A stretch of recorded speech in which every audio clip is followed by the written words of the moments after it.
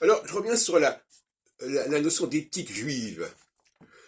J'ai fait un article là-dessus, sur les préceptes, les règles, et je reviens au Deutéronome chapitre 6, où l'on nous parle de ce qu'il faut faire quand on entre dans un pays occupé, à partir du verset 10. Or, le schéma Israël, il s'arrête au verset 9, bizarrement.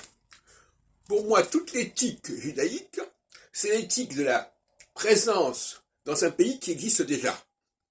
C'est l'éthique de l'arrivée. Alors, quand vous arrivez dans un pays où il y a déjà des valeurs, il ne faut pas adopter les valeurs du pays en question. Voilà, il ne faut pas adopter notamment les dieux du pays en question. Et donc, par conséquent, on ne comprend pas le judaïsme si on ne comprend pas que c'est une structure qui arrive après, dans un endroit qui est déjà installé, déjà occupé.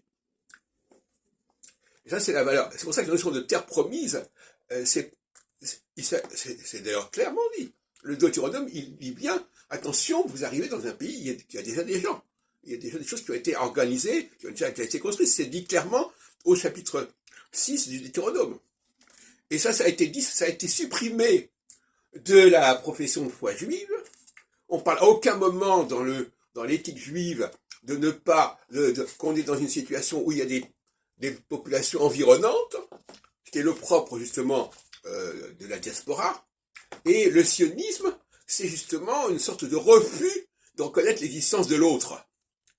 Bon, et on a vu ce que ça a donné.